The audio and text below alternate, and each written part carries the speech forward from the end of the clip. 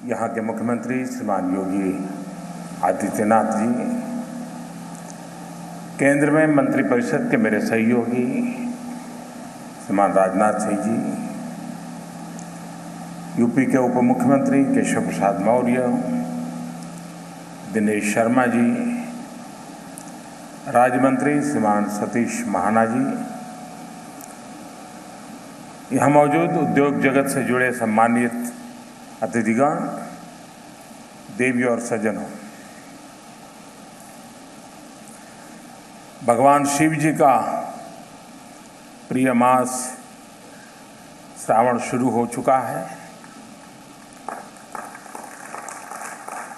देश के अलग अलग हिस्सों में भोले के भक्त कांवड़ लेकर के निकल चुके हैं। एक प्रकार से अब से लेकर के दिवाली तक त्योहार का माहौल होता है और आने वाले त्योहारों के लिए मैं आप सभी को और देशवासियों को भी बहुत बहुत बधाई देता हूं, बहुत बहुत शुभकामनाएं देता हूं। साथियों, त्योहार के साथ साथ देश के बड़े हिस्से में अच्छी बरसात भी हो रही है। मौसम की ये मेहरबानी खेती के लिए, अर्थव्यवस्था के लिए उम्मीदों से भरी हुई है, लेकिन भारी बारिश के चलते देश के कुछ हिस्सों में लोगों को तकलीफ भी हो रही है। सरकार हर स्थिति पर नजर रखे हुए है, राज्य सरकारों के साथ मिलकर पूरा प्रयास कर रही हैं कि संकट में घिरे हर देशवासी तक मदद पहुंचे। साथियों, एक संवेदनशील सरकार होने के नाते सामान्य जन के जीवन को संकट से निकालना, उसे सरल और सुगम बनाना, ये मैं मानता हूं कि राज्य की सबसे प्राथमिक जिम्मेवारी है और हमारा भी यही एकमात्र ध्येय है। बीते 4 वर्षों में निरंतर इसी विचार के साथ हम आगे बढ़ते रहे हैं और आज यहां लखनऊ के इस सभागार में जुटना भी इसी कड़ी का एक हिस्सा है। कल मैंने लखनऊ से यहां शहरी जीवन को स्मार्ट और सुविधा संपन्न बनाने के लिए आयोजित कार्यक्रम में आने का मुझे अवसर मिला था। उत्तर प्रदेश के शहर और शहरों से जुड़ी कई अहम परियोजनाओं का शिलान्यास और गरीब बेघर भाइयों बहनों को उनके अपने घर की चाबी सौंपने का भी मुझे अवसर मिला और मुझे प्रसन्नता है कि आज उत्तर प्रदेश के कोने कोने को ट्रांसफॉर्म करने, परिवर्तन लाने के लिए यहां हम सब मिलकर के संकल्प करके आगे बढ़ने की दिशा में प्रवृत्त है। साथियों, 5 महीने में ये दूसरी बार जब उद्योग जगत से जुड़े साथियों के साथ मैं यहां लखनऊ में मिल रहा हूं। इससे पहले फरवरी में यूपी इन्वेस्टर समिट के लिए भी मैं आया था और मुझे जानकारी दी गई है कि उस समिट के दौरान यूपी में 4.25 लाख करोड़ से अधिक के निवेश का इरादा जताया गया था और मुझे प्रसन्नता है उस संकल्प को जमीन पर उतारने की उस कड़ी में आज एक बहुत बड़ा कदम उठाया जा रहा है। हमारे सतीश जी पता नहीं आज क्यों संकोच से बोल रहे थे, बड़ी नम्रता और विवेक से ऐसा कह रहे थे जैसे 60,000, सिर्फ 60,000। आपको भूख ज्यादा हो, मुझे अच्छा लग रहा है, लेकिन मैं लंबे अरसे तक मुख्यमंत्री रह के आया हूं और औद्योगिक गतिविधि से जुड़े राज्य से आया हूं। 60,000 कम नहीं होता है जी, 60,000 करोड़ बहुत बड़ा होता है। आपको अंदाज नहीं है आप लोगों ने कितना बड़ा अचीव किया है। मैं यहां के अफसरों को भी बधाई देता हूं। ये आपने अकल्पनीय काम किया है जी। मुझे मालूम है कि पूंजी निवेश में कैसी कैसी चीजें आड़े आती हैं जी। एक कोर्ट कचहरी में कागज चला जाए 2-2 साल तक काम अटक जाता है। एनवायरमेंट वालों के पास चला जाए तो ऊपर बैठ जाता है।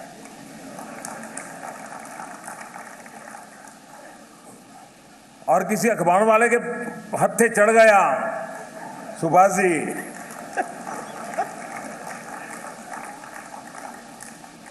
फिर तो सरकार भी डर जाती है उसको काम दे या न दे, करने दे न करने दे, क्योंकि राइवलरी ग्रुप के लोग भांति भांति के खेल खेलते हैं। इन सारे संकटों को पार करते हुए 5 महीने के भीतर भीतर ये मोमेंटम लाना, 60,000 करोड़ रुपए पूंजी निवेश का काम प्रारंभ होना, ये अद्भुत सफलता है जी। मैं अनुभव के आधार पर कह रहा हूं। आपकी पूरी टीम बहुत बहुत बधाई के पात्र है। मैं उन किसानों का भी बधाई करूंगा जिन्होंने जहां जमीन की जरूरत पड़ी होगी जमीन दी होगी। पटवारी भी वो भी आड़े नहीं आया होगा तब हुआ होगा जी।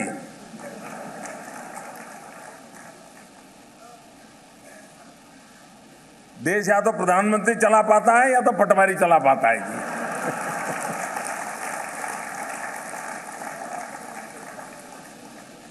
और इसलिए ये नेतृत्व की सफलता है कि इतने कम समय में मुख्यमंत्री से लेकर के पटवारी तक सारी टीम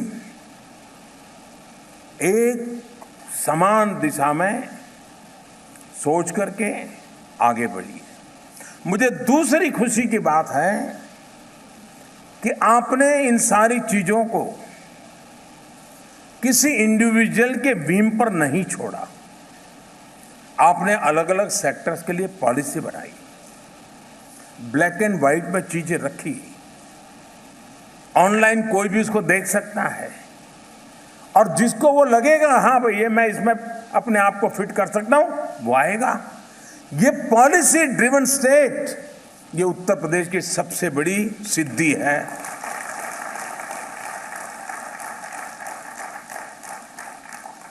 और इसलिए कृपा करके इन 60,000 करोड़ को कम मत बांटिए। आपने अद्भुत अचीव किया है जी। क्योंकि मैं इस काम को लंबे अरसे तक करके आया हूं तो मुझे पता है कितनी मेहनत लगती है इसमें, कितना इनिशिएटिव लेना पड़ता है, कितना परस्यू करना पड़ता है और कितनी गालियां खानी पड़ती है जी। लेकिन राज्य के लिए प्रतिबद्धता होती है तो रास्ते भी निकलते हैं। और मैं खुश हूं कि उत्तर प्रदेश ने, दूसरी खुशी की बात है, देखिए साइकिल की ट्यूब में इतने पॉइंट हवा भरने से सफिशिएंट हवा भर जाती है फिर साइकिल चलती है। लेकिन कभी कभी उस ट्यूब में एक कोने में फुग्गा हो जाता है, गुब्बारा हो जाता है। अब मीटर देखोगे तो मीटर तो ठीक लगेगा, हाँ यार इतना पॉइंट हवा गई, लेकिन वो साइकिल चल नहीं पाती, वो हवा ही रुकावट बन जाती है। मुझे खुशी है कि उत्तर प्रदेश में मुख्यमंत्री जी ने सर्वांगीण विकास पे ध्यान दिया है। उत्तर प्रदेश के सभी भूभागों को अवसर मिले, संतुलित विकास हो। संतुलित विकास है उत्तर प्रदेश की बहुत बड़ी आवश्यकता है। अकेले नोएडा गाजियाबाद की दुनिया से नंबर तो ऊपर जाएगा, लेकिन उत्तर प्रदेश की आवश्यकताओं की पूर्ति नहीं होगी। और उस काम को जिस किया है, और आज मुझे खुशी है कि सारी चीजों को बारीकियों से हम बताया गया जनता के सामने। ये सारे इनिशिएटिव मैं समझता हूं बधाई के पात्र हैं। कुछ लोग इसे ग्राउंड ब्रेकिंग सेरेमनी कह रहे हैं। वैसे तो परंपरा वही है, लेकिन ये सब देखने के बाद मैं कहता हूं ये रिकॉर्ड ब्रेकिंग सेरेमनी है।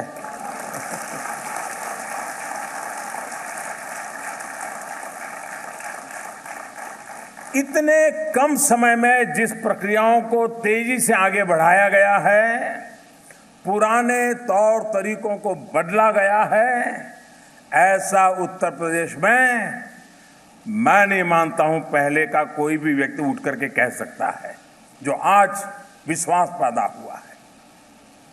यहां के लिए तो ये शासन प्रशासन का बिल्कुल नई चीजें हैं जी। और मुझे खुशी है कि योगी जी के नेतृत्व में सरकार ने निवेशकों से निरंतर संवाद बनाए रखा और इंटेंट को इन्वेस्टमेंट में बदलने के लिए माहौल तैयार किया। ऑनलाइन एमओयू ट्रैकर हो या फिर क्लियरेंसेस के लिए निवेश मित्र जैसा सिंगल विंडो डिजिटल प्लेटफॉर्म हो, ये बदली हुई कार्य संस्कृति और यूपी में बिजनेस के लिए बने अनुकूल वातावरण को दर्शाता है। एक वो समय था जब यूपी में निवेश को लोग चुनौती मानते थे। आज वो चुनौती अवसरों के रूप में सामने उभर करके आ रही है। अवसर रोजगार के हो, व्यापार के हो, अच्छी सड़कों के हो, पर्याप्त बिजली के हो, बेहतर वर्तमान के और उज्जवल भविष्य के हो। आज का ये आयोजन यूपी पर बढ़ते भरोसे का प्रतीक है, उत्साह का प्रतीक है, यूपी के विकास का प्रतीक है। मुझे उम्मीद है जिस स्पीड से आप आगे बढ़ रहे हैं उससे उत्तर प्रदेश को $1 ट्रिलियन इकोनॉमी की चुनौती पार करने में बहुत समय नहीं लगेगा, ये मेरी आत्मा कहती है। उत्तर प्रदेश सरकार को, उद्योग जगत के आप सभी साथियों को इस प्रतिबद्धता के लिए बहुत बहुत बधाई और शुभकामनाएं देता हूं। हम वो लोग नहीं है जी जो उद्योगकारों के बगल में खड़े रहने से डरते हैं, वरना कुछ लोगों को आपने देखा होगा उनकी एक फोटो आप नहीं निकाल सकते किसी उद्योगपति के साथ, लेकिन एक देश का उद्योगपति ऐसा नहीं हो जिन्होंने उनके घरों में जाकर के साष्टांग दंडवत न किए हो। ये अमर सिंह यहां बैठे, उनके पास सारा हिस्ट्री निकाल देंगे।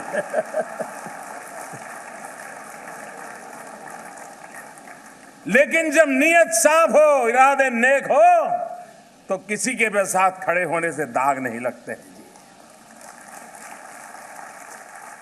महात्मा गांधी का जीवन इतना पवित्र था, उनको बिरला जी के घर परिवार में जाकर के रहने में कभी संकोच नहीं हुआ। बिरला जी के साथ खड़े रहने में उनको कभी संकोच नहीं हुआ। नियत साफ थी। जिन लोगों को पब्लिक में तो मिलना नहीं है, पर्दे के पीछे सब कुछ करना है, वो डरते रहते हैं। अगर हिंदुस्तान को बनाने में एक किसान का मेहनत काम करती है, एक कारीगर की मेहनत काम करती है, एक बैंकर फाइनेंसर की मेहनत काम करती है, एक सरकार के मुलाजिम की मेहनत काम करती है, एक मजदूर की मेहनत काम करती है, वैसे देश के उद्योगकारों की भी देश को बनाने में भूमिका होती है। हम उनको अपमानित करेंगे, चोर लुटेरे कहेंगे, ये कौन सा तरीका है? हाँ, जो गलत करेगा उसको या तो देश छोड़ के भागना पड़ेगा या तो जेलों में जिंदगी गुजारनी पड़ेगी। लेकिन यह भी पहले इसलिए नहीं होता था क्योंकि पर्दे के पीछे पहले बहुत कुछ होता था।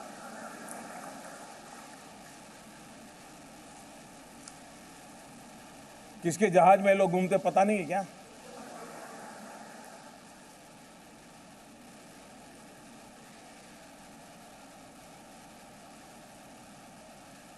और इसलिए देश को आगे बढ़ाने के लिए हर किसी के साथ और सहयोग की आवश्यकता है और देश के 125 करोड़ नागरिकों को सम्मान देना ये हम सब देशवासियों की जिम्मेवारी है।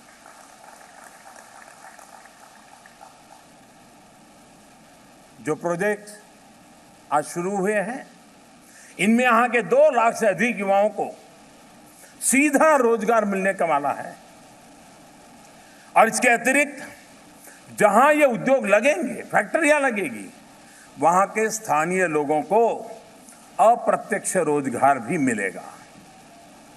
इन परियोजना से किसान हो, श्रमिक हो, युवा हो, हर किसी को लाभ होने वाला है। साथियों, मैंने यूपी की 22 करोड़ जनता को वचन दिया था कि उनके प्यार को ब्याज समेत लौटाऊंगा। आज यहां जो परियोजनाएं शुरू हो रही हैं वो उसी वचनबद्धता का एक महत्वपूर्ण ठोस कदम है।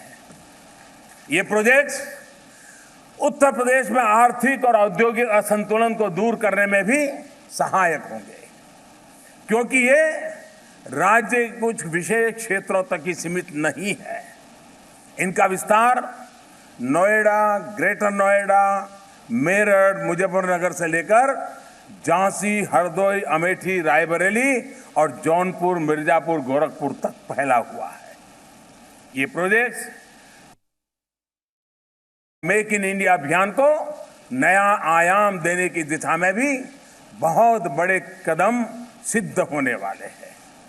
पूरे उत्तर प्रदेश में तेज इंटरनेट सर्विस पहुंचाने के लिए ऑप्टिकल फाइबर बिछाना हो या फिर आईटी सेंटर स्थापित करने का काम, ये डिजिटल इंफ्रास्ट्रक्चर यूपी के विकास को नई गति, नई दिशा और नौजवानों को नया अवसर देने वाला है। ये हमारी सरकार के उस व्यापक प्लान का हिस्सा है जिसके तहत हम डिजिटलाइजेशन के साथ साथ सामान्य मानवीय के जीवन को सरल बनाना चाहते हैं। एक ऐसी व्यवस्था खड़ी करना चाहते हैं जहां किसी प्रकार के भेदभाव की गुंजाइश ना हो, प्रक्रियाओं में गति भी दिखे और संवेदनशीलता भी दिखे। न अपना, न पराया, न छोटा, न बड़ा, सबके साथ समान व्यवहार, यानी कुल मिलाकर सबका साथ, सबका विकास। साथियों, सर्विसेज की तेज और ट्रांसपेरेंट डिलीवरी सुनिश्चित करने के लिए डिजिटल इंडिया अभियान आज व्यापक भूमिका निभा रहा है। गांव-गांव में फैले 3 लाख से अधिक कॉमन सर्विस सेंटर आज हमारे ग्रामीण जीवन को बदल रहे हैं। टिकट बुकिंग, बिजली टेलीफोन के बिल, टेलीमेडिसिन, जन औषधि, आधार सेवा जैसी सैकड़ों सेवाओं के लिए अब गांव के लोग सरकारी दफ्तरों के चक्कर लगाने के लिए मजबूर नहीं है।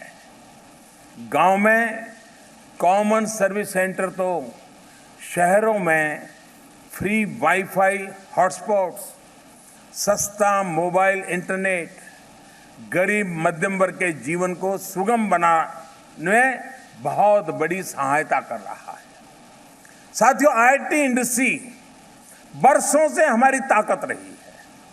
आज आईटी एक्सपोर्ट रिकॉर्ड स्तर पर है। 40 लाख से अधिक लोग इस इंडस्ट्री से जुड़े हैं। लेकिन देश की ये ताकत बड़े शहरों, मेट्रो शहरों वहां तक सीमित रह गई। हमारी सरकार इस ताकत को देश के छोटे शहर और गांवों तक पहुंचाने के संकल्प के साथ काम कर रही है। साथियों, टुकड़ों में सोचने की सरकारी परंपरा अब समाप्त हो चुकी है। अब साइलोज को खत्म और सिंक्रोनाइजेशन को प्रोत्साहित किया जा रहा है।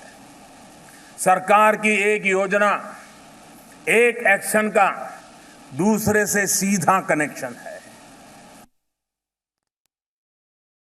और मेक इन इंडिया अभियान इसका बेहतरीन उदाहरण है। आज डिजिटल इंडिया, डिजिटल लेन देन का जो भी प्रसार हो रहा है, उसके पीछे सस्ते होते मोबाइल फोन भी एक कारण है। मोबाइल फोन इसलिए सस्ते हुए क्योंकि अब बड़ी मात्रा में भारत में फोन का निर्माण होने लगा है, बनने लगे हैं। आज देश दुनिया के लिए मोबाइल मैन्युफैक्चरिंग का हब बनता जा रहा है। आज हम दुनिया में मोबाइल फोन बनाने के मामले में दूसरे नंबर पर पहुंच चुके हैं और मुझे प्रसन्नता है कि इन मैन्युफैक्चरिंग रिवॉल्यूशन की अगुवाई उत्तर प्रदेश कर रहा है। यूपी में 50 से अधिक मोबाइल फोन बनाने वाली फैक्ट्रियां आज काम कर रही है। हाल में ही दुनिया की सबसे बड़ी मैन्युफैक्चरिंग यूनिट की भी शुरुआत इसी उत्तर प्रदेश में हुई है।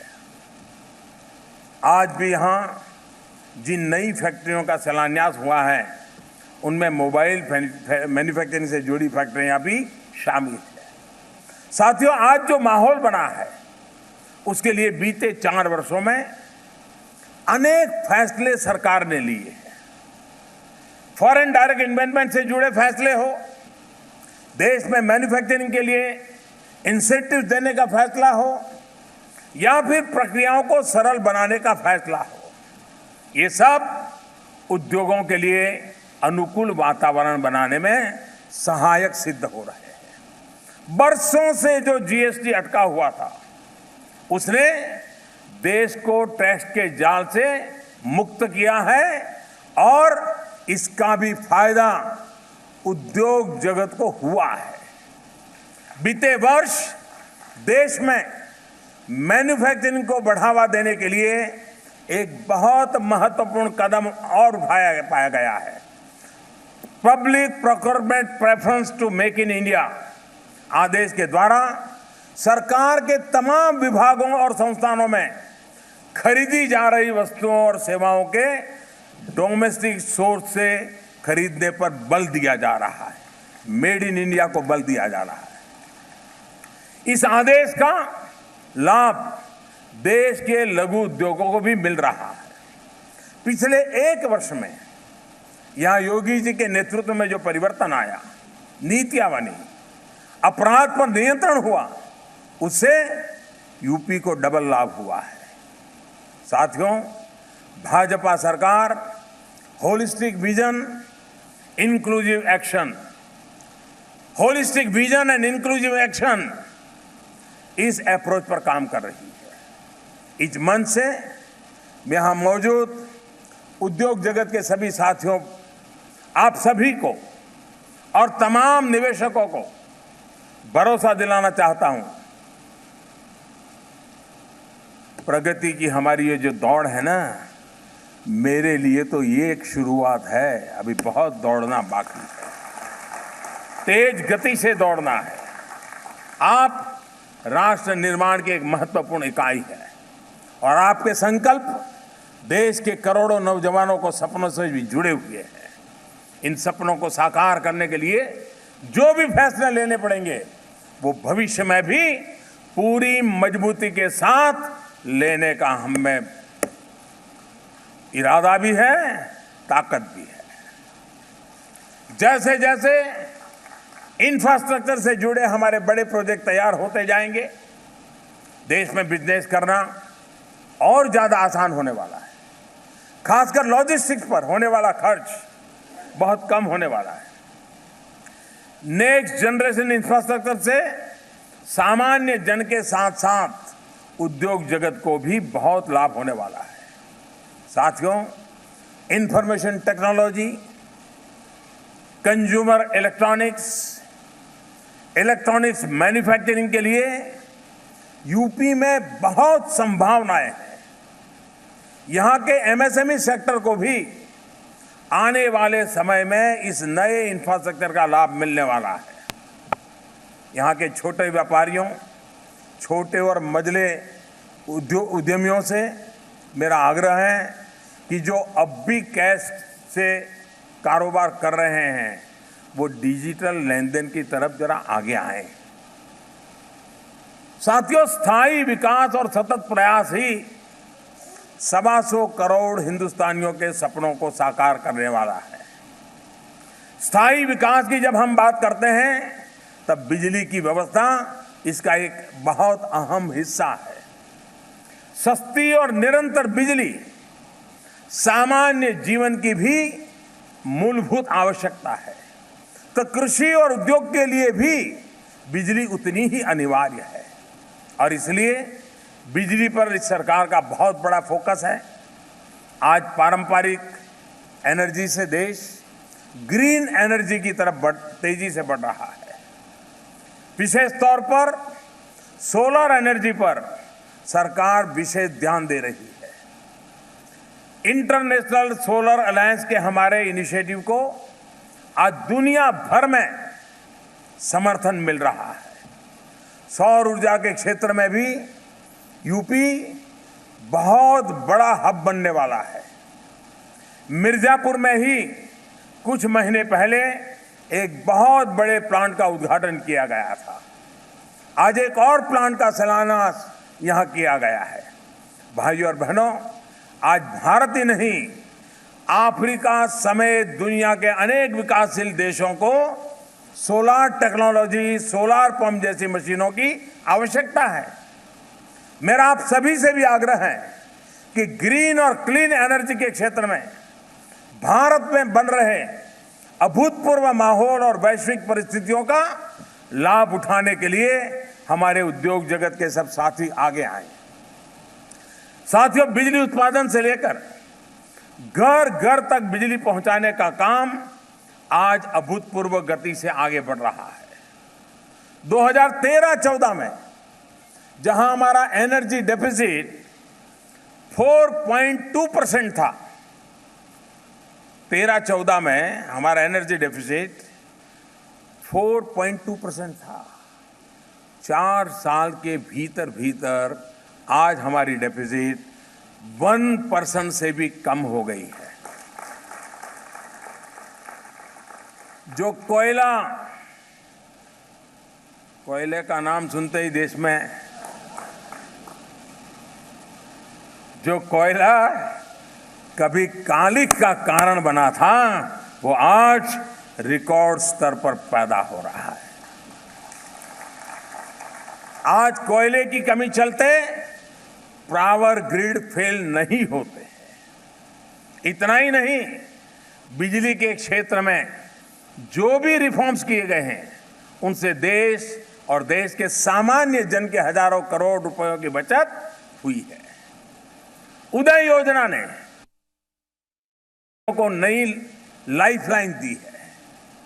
उजाला के तहत घर घर में जो एलईडी बल्ब लगाए गए उससे 3 वर्षों के दौरान बिजली के बिल में करीब, और ये मेरे खास करके मध्यम वर्गीय परिवार जो बिजली के उपभोक्ता है, नगर पालिका, महानगर पालिका जो स्ट्रीट लाइट की बिजली का बिल भरते हैं, बिजली के बिल में पिछले 3 साल में 50,000 करोड़ रुपए की बचत हुई है। 50,000 करोड़ रुपए। और यही 50,000 करोड़ की कोई रियायत मोदी ने घोषित की होती तो शायद सप्ताह भर हेडलाइन बनी रहती, वाह वाह मोदी वाह वाह। हम यही 50,000 करोड़ की कोई रियायत मोदी ने घोषित की होती तो शायद सप्ताह भर हेडलाइन बनी रहती, वाह वाह मोदी वाह वाह। हमने योजना ऐसी बनाई कि लोगों की जेब में 50,000 करोड़ रुपया बचे हैं। देश कैसे बदल रहा है। जब साफ नीयत से काम होता है तो इसी तरह सही विकास भी होता है। साथियों, आज देश में बिजली की उपलब्धता बहुत आसान हुई। वर्ल्ड बैंक की ease of getting electricity ranking में भारत ने बीते 4 वर्षों में लगभग 82 अंक 82 अंक की छलांग लगाई है। इतना इंप्रूवमेंट हुआ है। आज देश के हर गांव तक बिजली पहुंचाई जा चुकी है। अगले वर्ष मार्च तक हर घर तक बिजली पहुंचाने का लक्ष्य लेकर के हम तेज गति से आगे बढ़ रहे हैं। मैं कभी कभी हैरान हूं, कुछ लोग हमारे पीछे पड़ जाते हैं। हम कुछ कहें कि ऐसा किया तो बस वो लग जाते हैं, नहीं किया। लेकिन जो लोग मोदी की आलोचना करते हैं वो लिख रखे, आप जब मोदी की आलोचना करने के लिए चीजें खोज रहे हो, वो 70 साल से बाकी पड़ी थी, निकलेगी तो वो ही निकलेगी। मेरे खाते में 4 साल हैं, औरों के खाते में 70 साल है। इसके बाद लक्ष्य देश को निर्बाध बिजली देने का भी है। इसके लिए ट्रांसमिशन के नेटवर्क को मजबूत किया जा रहा है। आज जो घाटमपुर हापुड़ ट्रांसमिशन लाइन का शिलान्यास किया गया है, वो इसी योजना का हिस्सा है। यूपी में पहले की सरकारों के दौरान जिस तरह ट्रांसमिशन की व्यवस्था जर्जर हो गई थी, उसमें नए प्राण फूंकने के लिए योगी जी की सरकार को पूरा प्रोत्साहन दिया जा रहा है। साथियों, यूपी के लखनऊ के लंबे समय तक सांसद रहे और हमारे श्रद्धेय देश के भूतपूर्व प्रधानमंत्री अटल बिहारी वाजपेयी जी कहते रहते हैं कि वो ऐसा भारत देखना चाहते हैं जो समृद्ध हो, सक्षम हो और संवेदनशील हो, जहां गांव और शहरों के बीच खाई ना हो, जहां केंद्र और राज्य में, श्रम और पूंजी में, प्रशासन और नागरिक में गैप न हो।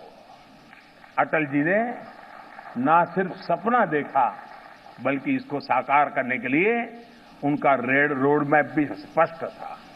अटल जी ने कभी कहा था, सड़कें हाथों की लकीरों की तरह है, ये भारत की नियति को तय करने वाली है। इसी सोच का परिणाम है कि उन्होंने इंफ्रास्ट्रक्चर पर फोकस किया। अटल जी की सोच को 21वीं सदी की आवश्यकताओं के मुताबिक नेक्स्ट लेवल पर ले जाने का प्रयास हम पूरी ताकत से कर रहे हैं। यूपी में पूर्वांचल एक्सप्रेस जैसे देश के सबसे बड़े एक्सप्रेस हो, बुंदेलखंड में डिफेंस इंडस्ट्रियल कॉरिडोर की स्थापना हो, ऐसे तमाम प्रोजेक्ट को तेजी से पूरा करने की कोशिश की जा रही है।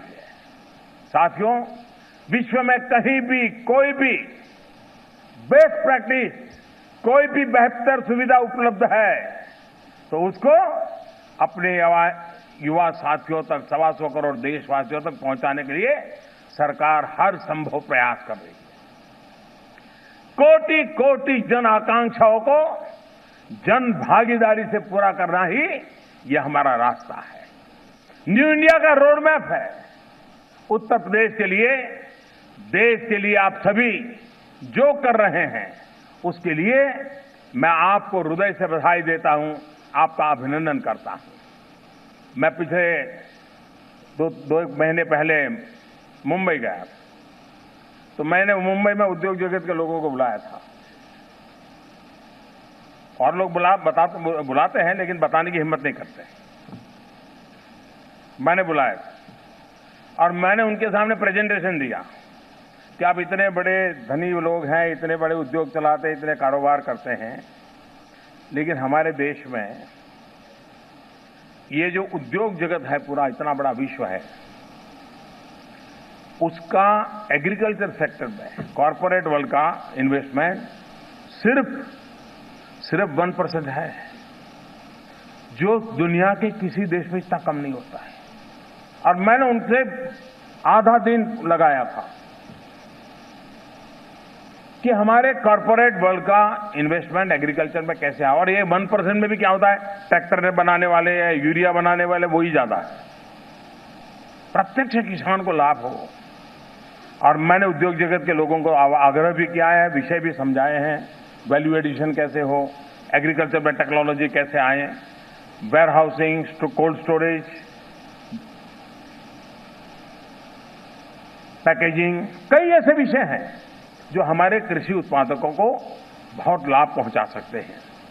और उस दिशा में काम करने के लिए मैंने देश के उद्योगकारों को विशेष आग्रह किया है कि आप अपने यहां एक छोटी सी ब्रेनस्टॉर्मिंग टीम बनाइए, एक टीम गठित कीजिए, इस क्षेत्र में क्या काम कर सकते हैं सोचिए।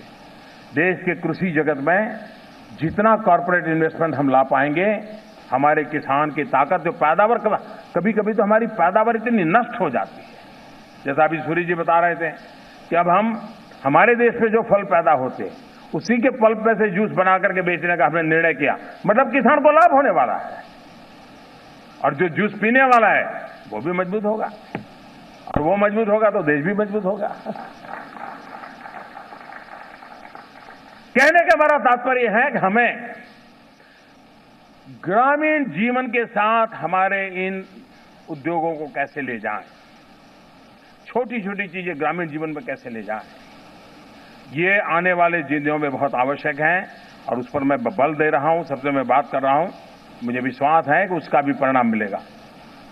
और मुझे विश्वास ये भी है कि आज इस प्रकार 60,000 करोड़ रुपए के प्रोजेक्ट जमीन पर उतरे हैं। बाकी के संकल्प भी, जैसे योगी जी कह रहे थे कि 50,000 करोड़ का काम तो करीब करीब पूर्णता पर है। मुझे विश्वास है कि अपने आप में एक बहुत बड़ा काम आप किया है। पूरी टीम आपकी फिर से एक बार बधाई के पात्र हो। मेरी तरफ से आप सबको बहुत बहुत धन्यवाद।